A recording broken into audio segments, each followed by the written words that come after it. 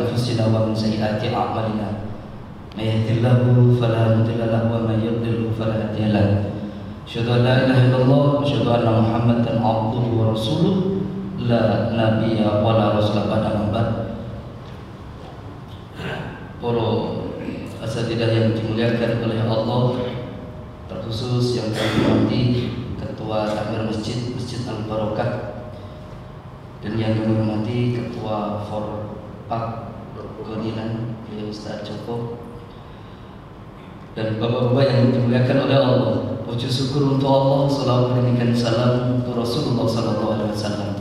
Hari ini kita berada di tempat yang sangat luar biasa ini. Mudah-mudahan setiap detik menit waktu yang kita luangkan, setiap jengkal langkah kaki kita, dan setiap helaan nafas kita selama kita niatkan karena Allah, maka insya Allah kelak nanti menjadi pundi-pundi amal kebaikan, amal yang kita tuai, kita panen pada saat nanti kita kembali kepada Allah. Dan yang kedua, senantiasa kita terus bersyukur atas nikmat yang Allah berikan kepada kita. Saya untuk menikah. Nikmat itu ada dua. Ada nikmat yang menjadikan tegaknya badan kita, dan ada nikmat yang menjadikan tegaknya agama kita. Kalau nikmat yang menjadikan tegaknya badan kita, menungso iku nek duwe istilah wong Jawa ki cukup sandang pangan papan, maka urusan dunia niki rampung. Tapi memang betul zaman simbah-simbah kita dulu, orang tua kita dulu, toh kono toh kene engkling gitu ya. Enggak ya, engkling itu kalau bahasa sini aku jalan kaki. Bahasa saya Jawa Timur itu engkling. Jalan kaki kok engklek, engklek ada lagi engklek. Jalan kaki, masya Allah, gitu ya. Ke pasar jalan kaki, kemana jalan kaki, gitu ya. Mergoran dikit ondel, gitu. Mergoran juga gitu. Omah gede bukan gue gaya-gaya, omah gede ini mergo tinggal wadah jagung, wadah gabahan gitu ya. Mangan gitu, zaman mau dhisik iki ya kepenak biang jarene simbah saya itu. Waton ning omah wis duwe beras. Ra gagas untuk kilawe opo kan gitu kan. Lho golek sayur iki zaman dhisik ya penak jarene simbah saya itu. Ya to ning mburi omah ngono ya anane apa ya kuwi kan gitu to. Anane dong pohong ya copet dong pohong gitu kan, anane ontong ya ontong, anane gandul ya gandul. Lu ya krokot pakan jangkrik ngono ya dikerawu ya enak kan. Lompong gitu ya. Ya to godhonge dikupakan keong, godhong dikupakan apa kuwi mau iwakan gitu to ya, lompongnya disayur. Tapi ya sayur lompong ya enak, ora perlu dimamak, diulu langsung lebu kan gitu. Ya jadi masya Allah tuh orang zaman dulu itu luar biasa, tapi ya sehat-sehat. Umurnya dawa-dawa ya toh, 70 tahun, 80 tahun, 90 tahun kan gitu kan. Tapi orang saiki lho nyun ngapunten 50 tahun ngono sudah ngrik-ngriken. Malah sare dono sematek pisan kan gitu. Ya Allah mergo kakangnya ini kan. Itulah nikmat yang menjadikan tegaknya badan kita. Dan yang kedua kata Syekh Shalih Utsaimin, ada nikmat yang menjadikan tegaknya agama kita. Dan nikmat terbesar dalam agama kita itu yaitu nikmat iman, nikmat Islam. Makanya agama kita itu kan dibangun atas 3 perkara tuh. Ada Islam, ada iman, ada ihsan. Islam itu pokok bahasanya, pokok kajiannya itu syariat. Ya, salat, zakat, puasa, sak piturute kan gitu. Kemudian yang kedua ada iman. Iman pokok bahasanya itu akidah. Maka orang itu syariatnya itu benar, akidahnya itu lurus. Gitu kan. Gak boleh orang itu syariatnya benar, akidahnya melenceng ya gak boleh kan gitu kan. Syariatnya melenceng, akidah lurus juga keliru kan gitu kan. Syariatnya kudu benar, akidahnya kudu lurus. Tapi gak cukup hanya sekedar syariatnya benar, akidah lurus gak cukup. Maka butuh yang ketiga, namanya ihsan. Merasa diawasi oleh Allah atau seolah-olah kita melihat Allah, dan pokok bahasanya itu adalah adab. Gitu kan. Adab gitu. Maka orang itu gak cukup syariatnya benar, gak cukup akidahnya itu lurus, tapi harus adabnya benar, bagus. Kan gitu. Ada orang masuk surga gara-gara seekor anjing, tapi ada orang masuk neraka gara-gara seekor seekor kucing. Bahkan sangat pentingnya adab, gitu kan? Seorang ulama mengatakan, aku belajar adab 30 tahun belum selesai, sedangkan aku belajar fikih cukup 25 tahun telah mengantarkanku, kata beliau, menjadi ulama ahli fikih. Maka betul, adab itu buah dari ilmu. Kalau akhlak itu buah daripada ibadah. Maka untuk mengukur seseorang itu apakah adabnya itu, ilmunya itu bagus atau tidak, apakah ilmunya itu manfaat atau tidak, apakah ilmunya itu tinggi atau tidak, sederhana sekali, lihatlah pada adabnya, gitu kan? Lihat pada adabnya, gitu kan? Tapi kalau orang itu umpamanya pengetahuannya luas, pemahamannya mendalam, ya kan? Oh, ilmunya sapucuk langit, tapi kalau adabnya jelek, tanda jangan-jangan ilmunya nggak manfaat, nggak barokah, gitu kan? Sehingga apa? Ilmunya gak sampai di tenggorokan saja. Maka nanti akan disindir oleh Nabi, gitu kan? Orang yang pertama-tama kali akan diseret ke neraka jahanam dengan mukanya, siapa mereka itu? Orang yang ngerti Quran, orang yang paham Quran, alias dia ngerti ilmu, tapi Qurannya hanya sampai di kerongkongannya saja, nggak sampai di hatinya. Maka masya Allah tuh pentingnya adab tuh di situ. Sebagai contoh, guru kami itu pernah menasihati begini, Bapak Ibu, Bapak-bapak yang dimuliakan oleh Allah, para santri yang dimuliakan oleh Allah, itu begini. Nah, kalau engkau mendapati orang tuamu itu merendahkan suaranya karena takut akan kerasnya suaramu, maka ketahuilah engkau telah berbuat durhaka kepada orang tuamu, walaupun orang tuamu itu yang salah. Itu kedudukan adab itu sampai segitunya. Umpamanya saya punya orang tua nih, orang tua saya salah. Umpamanya bertasena ini bertasentak rodo tak getah. Terus orang tua saya itu ngomong dengan saya itu suaranya lirih, rindih, mergo wedi kok nek tak sentak meneh. Ketahuilah, kalau orang tua saya itu ngomong kepada saya itu jadi merendahkan suaranya gara-gara takut dengan kerasnya suara saya, maka saya dihukumi anak yang durhaka kepada orang tua saya. Sampai segitu. Walaupun orang tua kita itu yang salah, kita sebagai seorang anak nggak boleh kemudian menjadikan orang tua kita itu wedi, takut sampai suaranya itu merendah-rendah, mengecil goro-goro wedi karo bantere suarane awake dhewe. Itulah kedudukan adab, masya Allah. Itu. Maka adab itu menjadi ukuran, nggak mudah, gitu. Baik. Yang kedua, Bapak Ibu yang dimuliakan oleh Allah, gitu. Imam As-Sa'rani beliau itu menyebutkan dalam hidup ini itu ada dua perkara, ada nikmat, ada musibah, gitu. Musibah kata beliau itu ada tiga. Terkadang musibah itu sebagai balasan atau azab atas dosa-dosa kita, dan yang kedua terkadang musibah itu datang kepada kita itu sebagai penggugur atau kafaroh atas dosa-dosa kita.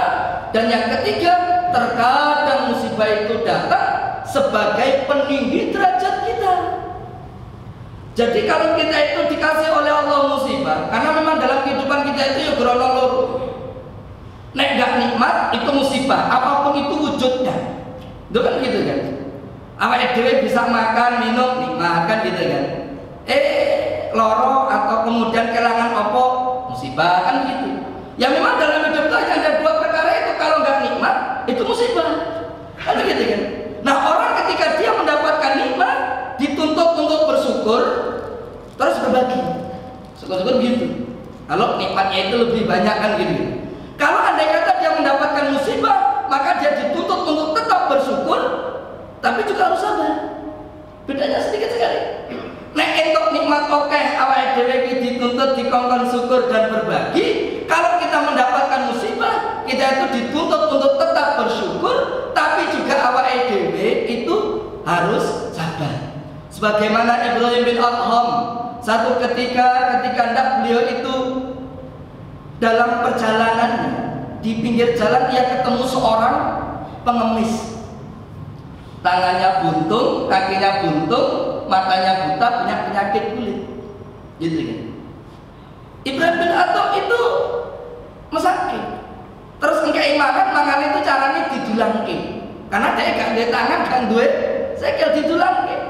Ketika ndak beliau itu mau melanjutkan perjalanannya, ia terhenti karena mendengar kalimat yang diucapkan oleh si pengemis ini dengan kalimat alhamdulillah atas nikmat besar yang Allah masih berikan kepadaku. Ibrahim bin Adham balik lagi, kemudian tanya, Allah itu ngasih nikmat besar apa kepadamu? Kamu itu buta, tangan kamu buntung, kaki kamu buntung, kamu punya penyakit kulit, kamu itu seorang pengemis. Kok kamu masih mengatakan Allah ngasih nikmat besar kepadamu? Lah Allah itu ngasih nikmat besar apa kepadamu? Apa jawab dia?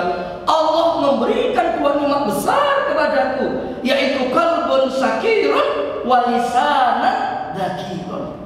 Hati yang senantiasa bersyukur dan lisan yang senantiasa berzikir. Makanya betul, seorang ulama menyebutkan tanda orang itu kalau bersyukur kepada Allah akan diberikan 4 hal, 4 tanda. 1, lisannya mudah berzikir. Ya setidak-tidaknya ya alhamdulillah lah ngomongnya, kan begitu. Kalau tak kepada manusia ya matur nuwun, kan gitu kan. Jazakallah khairan kasir, kan gitu.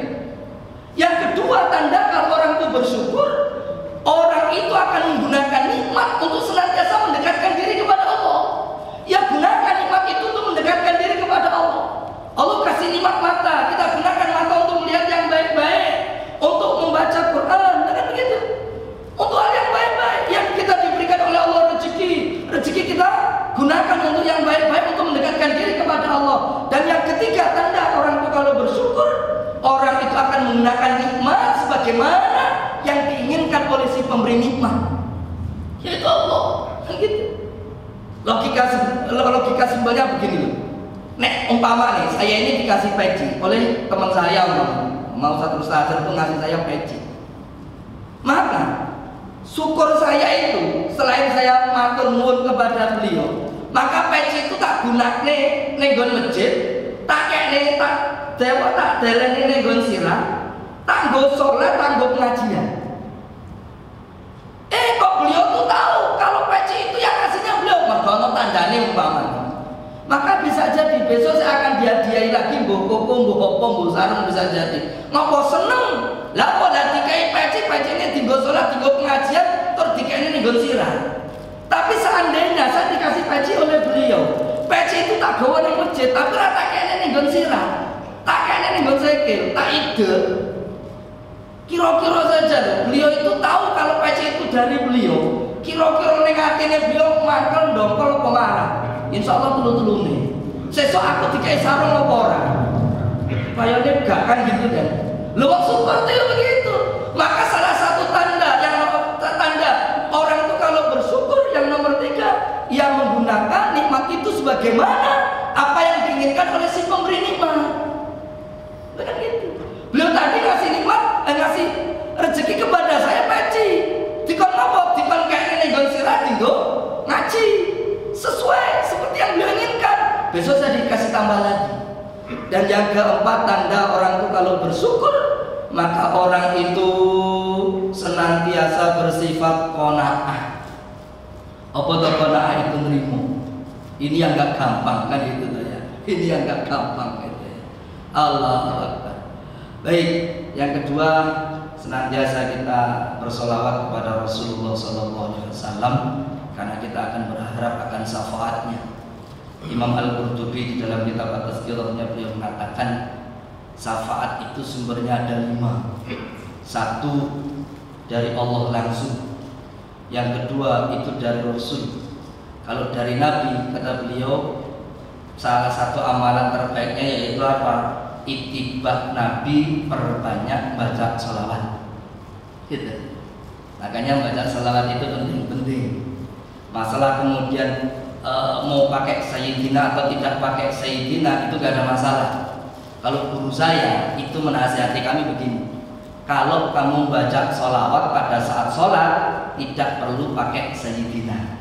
Tapi kalau di luar sholat maka boleh pakai sayyidina. Berarti nek ngono sholawat nganggo sayyidina atau tidak pakai sayyidina boleh. Nah yang salah sing salah iki sing ora gelem maca sholawat. Itu aja sudah. Sederhana saja lah itu. Yang nomor ketiga itu ya, kata beliau syafaat itu sumbernya itu dari Quran. Makanya masya Allah tuh, ya masjid-masjid kita ini kan nyun ngapunten, ini jenengan kan ini para ustadz semuanya gitu. Saya kenal dengan jenengan, masya Allah. Sering banyak juga ngisi pengajian di mana, di sana gitu kan. Ini tidak ada niatan kami untuk jenengan ya, mohon maaf sekali. Itu kita lanjut lagi sedikit. Itu dari Quran yang dimana masjid-masjid kita itu kan sudah punya kebiasaan, yaitu apa? Yaitu program One Day One Juice. Bahkan anak-anak TPA kita itu kadang sudah di KIPR karo ustaz-ustazahnya itu apa? Nenggon omah, nenggon omah itu dikongkon maca Quran kan maca Iqra. Paling minim itu ya seperempat juz. Ada yang paling minim itu ya 1 lembar. Ada yang minimal 1 muka. Masya Allah itu Quran itu kelak nanti akan datang kepada kita, itu menjadi syafaat. Makanya kalau kemudian masjid kita itu ramai, adanya TPA yang di situ tuh ngajar ke Quran, awake dhewe ngurusi masjid, awake dhewe support TPA nih, awake dhewe juga dukung. Masya Allah, berapa banyak pahala yang akan kita dapatkan gara-gara awake dhewe iki lho bantu nulung ngurusi wong sing gelem ngaji Quran. Kan begitu. Hari ini Pak, tadi ini kan saya baru pulang tadi itu, ini bukan untuk apa-apa nih. Hari ini kami itu dari Wonogiri, sama juga. Jadi ceritanya teman-teman komunitas BMT di Wonogiri itu ngundang semua ambil masjid, tapi satu desa seluruh Wonogiri itu cuma 3. Sama. Nah, sehari tadi selesai itu jam 3. Salah satu yang ditulis oleh peserta itu menarik sekali, yaitu apa? Yaitu TPA, anak-anak TPA di masjid itu diseneni goro-goro apa? Goro-goro nyoreti tembok masjid. Ya jawaban saya sederhana. Yo nek dicoreti, yo dicat meneh. Kan ngono to ya. Mulai nek dicuili yo dipasangi keramik, kan ngono aja ya. Lah nek karpete rusak yo ditempel, itu aja sudah. Nek karpete malih padhep ngetan yo dibalekne madhep. Ngono wae penak wae rasa kok ngene kan begitu. Sampai beliau tuh betul-betul beliau tuh menyampaikan bahwasanya apa? Di tempat kami itu anak-anak dioprak-oprak diseneni orang-orang yang masjid gara-gara apa? Rame, gara-gara mau sing nyoret-nyoret lah sing ini macam-macam. Lah kalau anak-anak apa cah cilik-cilik iki mau ning masjid terus diseneni. Kira-kira engko ngumpule ning ndi? Ya mohon maaf itu. Engko ngumpule nggon pangget sing ora genah. Kayak di belakang rumah saya itu ono. Di rumah itu angger esok nek liburan terutama hari Ahad atau liburan. Wah, sono bocah 4, bocah 5, wah nganti miso-miso. Kurang ajar, wah wis macam-macam. Bauan terus panggil kule bawa padu bocah iki. Tibae ora. Dadi nggo HP dhewe-dhewe. Tibae ngegame, iya ngegame. Dadi ngegame iki cah 5 kok iso bareng ngono iso ya tibae. Ya malu aku itu gaptek gitu loh saya. Jadi ngegame wong 5 dhewe-dhewe dadi ora kan ana lungguh kono. Lah kok iso nyeneni kancane iki. Lah kok tiba iki nyeneni iki karo nonton HP ngono to ya. Buang ngono koyo wong padu. Oh alah cung.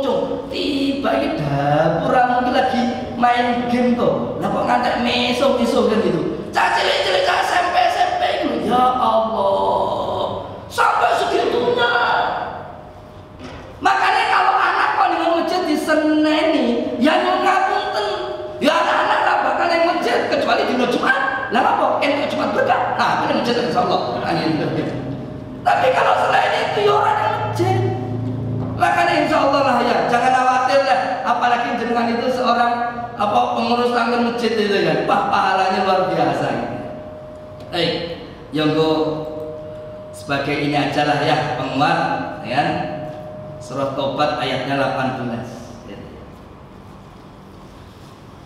Innama ya'muru masajidallahi man amana billahi wal yawmil akhir wa aqamas salata wa ataz zakata wa lam yakhsha illallaha fa asa ulaika ayyakunu minal muhtadin.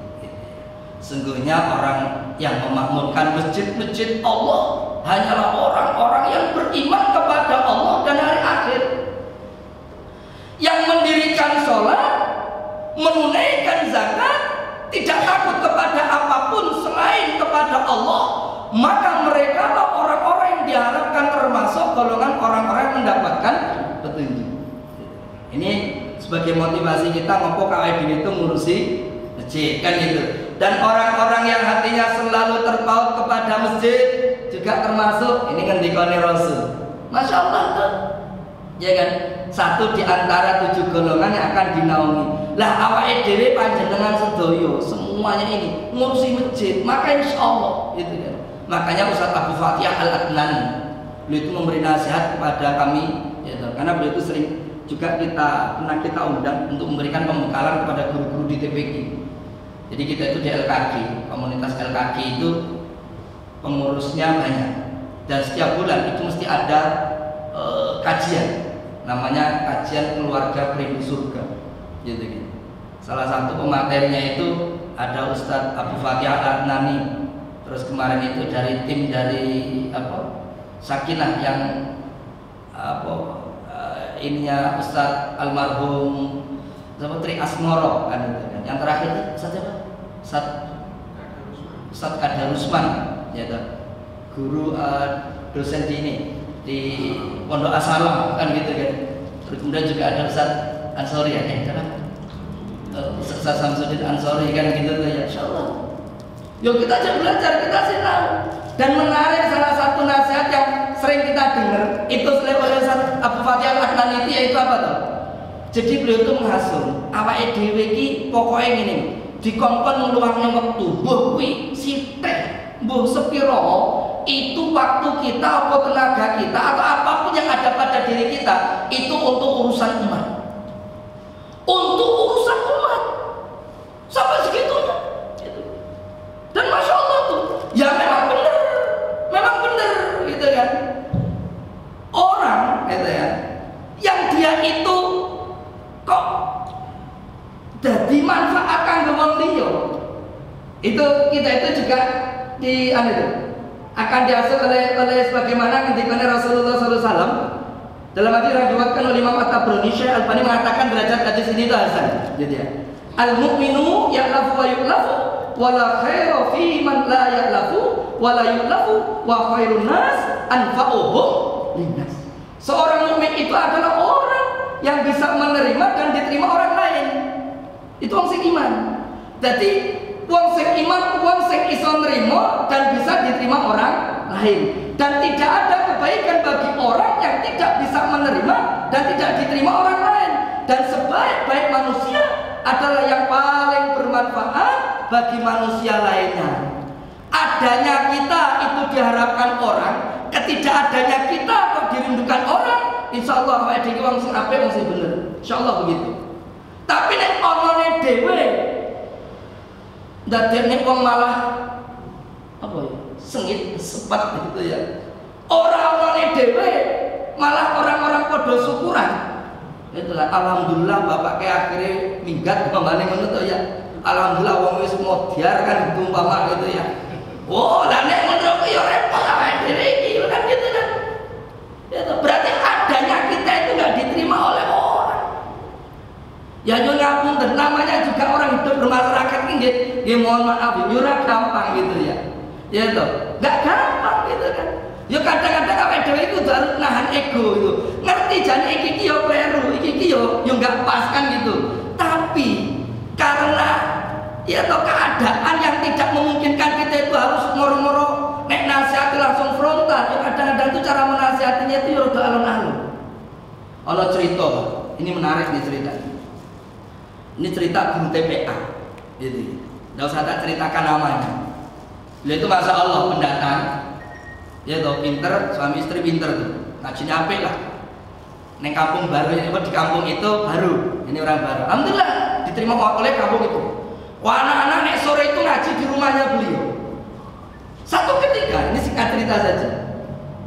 Beliau itu diundang, ceritanya itu diundang, ya toh, diundang acara apa kematian atau macam-macam, saya gak lupa ini. Terus dikei berkat. Tapi dia nggak datang. Dia kan nggak datang. Terus dikirimi berkat. Biasanya wong desa itu menunggui. Walaupun ora teko iki biasanya berkat wis dengan karena dihitung.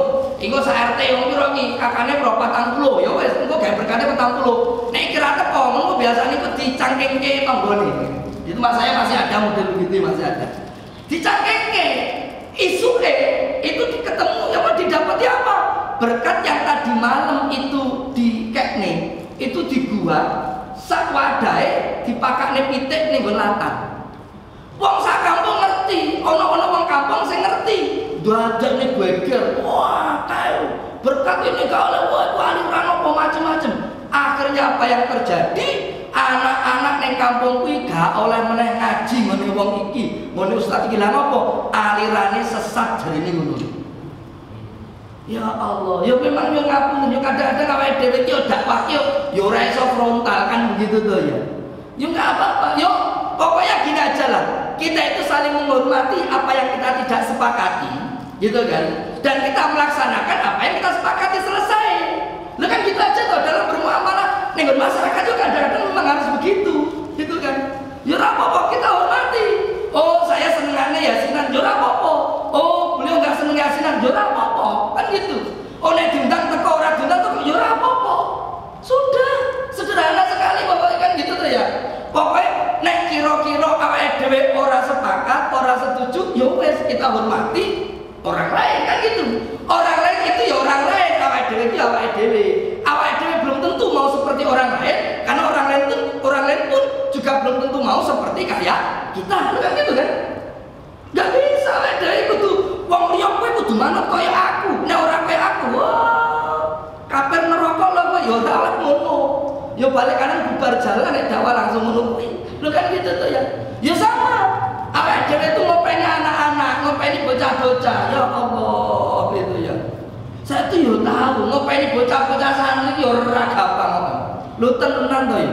Andai kata iku apa jenengan pengen ngerasa ya sesekali saja. Kenapa anak-anak sekarang itu orang kayak zaman dhisik? Kalau anak-anak zaman dulu, waktu saya masih kecil itu saya kelingan. Guru saya Sabtu ngajinya nih gue musola. Di sini anggo turutan orang mikro. Jadi alif fathah, alif kasrah, alif dhammah, bab aiu, bab fathah, bab kasrah, bab dhammah, bab ibu. Terus anakum, unakum, ainakum, ya apa kan? Ya. Wis pokoke ngono kuwi. Zaman dhisik ngono kuwi. Kiai saya satu. Linggo ngene iki karo nggo gutek sithik ngono gutek ala paling yo gerong kelan telung kilan. Kita itu lho nek mbok langgar iki nggon musala ku wah dremi ngomong ngono nek kira-kira urung pati apal ngono kita kok kancane Kang iki wacane piye Kang wacane piye sampai takok-takok ngono ki lha apa wedi kok nek diseneni karo Pak Yai.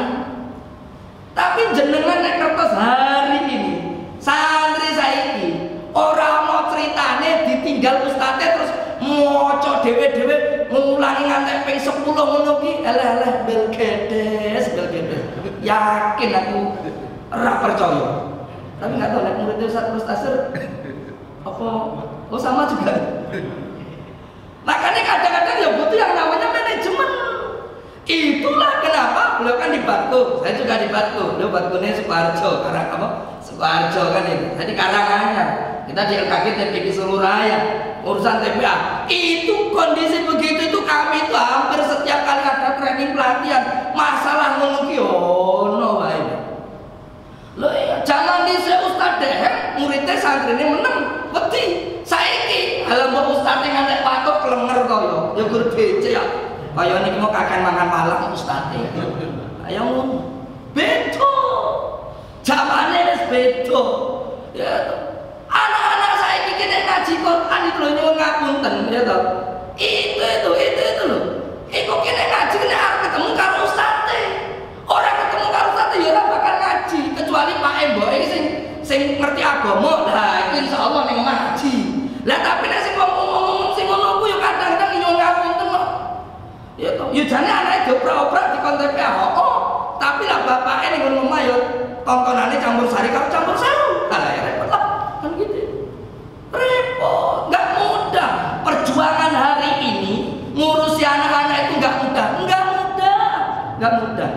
Makanya Masya Allah tuh, kalau awake dhewe itu jadi tamir masjid, ngopeni masjid, ya tuh, salah satu amalan terbaik yang kelak nanti amal pahala itu akan sampai kepada kita tanpa mengurangi pahala mereka, yaitu apa? Ngopeni ngurusi TPA. Loh, bayangkan. Mohon maaf nih, bukan apa-apa. Ini panjenengan kan ada beberapa ini juga ngurusi pesantren, saya udah tahu lah, jenengan. Kita itu juga ngopeni pesantren. Tapi saya bukan guru Quran, aku Quran kue perapati ape, sing ngajari sing ngaji ape. Nah aku guru disebut puri hambaan dayani nih, nesting buri wes pokoknya apa karepe ngono. Mohon maaf loh. Mereka itu kan wis gede-gede, wis SMP, ada SMA, bahkan ada yang sudah lulusan SMA. Nek ngaji Quran, ngapal Quran, itu ustadznya pena duduk manis, nerima setoran, salah dikon baleni mundur meneh, engko setoran meneh, nek wis bener. Pertanyaan saya, sing sing ngajari bocah santri iki iso maca Quran, iku sapa?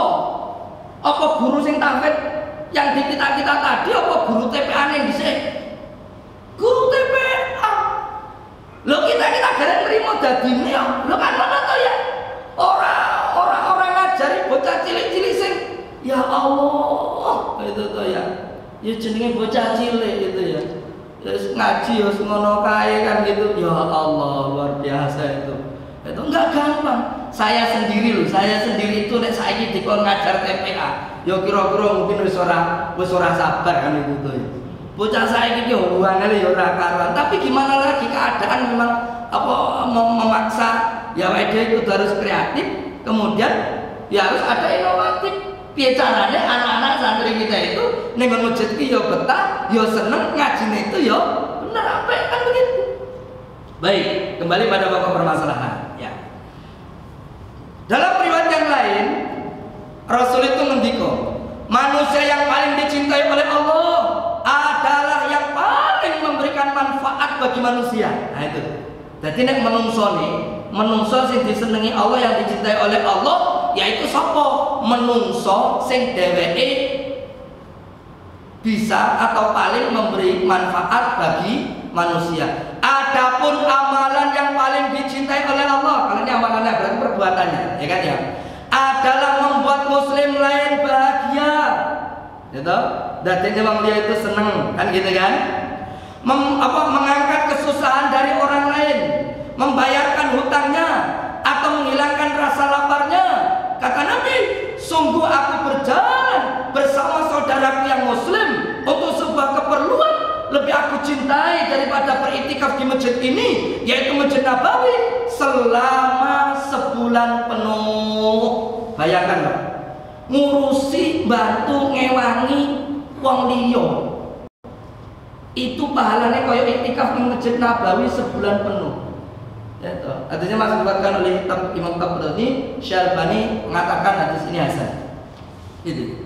Masya Allah tuh.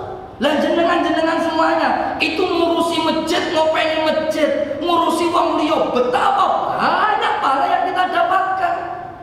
Apa meneh ngurusi TPA, ngaji Iqra, ngaji Quran, sahur pahalane 10. Ada anak-anak kita nanti ada yang menghafal Quran, nanti 30 juz. Mereka itu ning pondok itu maca Quran itu, ngapal Quran itu nek di total sehari bisa jadi sampai 3-4 juz. Nek di total dadi siji. Itu berapa ribu huruf? Satu huruf pahalane kuwi mau. Nek macane iku mau bener, tartil, berwudu, ya kan? Niate karena Allah 10. Lah 10 ping 1000 umpamane. Wis piro? Itu bakalan ditumplekno marang awake dhewe. Tanpa mengurangi pahala dia. Orang tuanya dapat, guru-gurunya dapat, dan awake dhewe sing gelem ngopeni masjid, ngopeni TPA ya itu. Makanya ini sering kita asuh kepada guru-guru TPQ yang kami itu memang bergelut di dunia TPQ sama teman-teman itu begitu, Pak. Ya tuh ya. Lu saya kan ngiming-ngiming guru TPQ apa? Jenengan ngiming-ngiming duit gajinya guru TPQ piro? Saya nggak tahu kalau Masjid Al Barokah sih kayaknya makmur gitu tuh. Tapi ya guru kita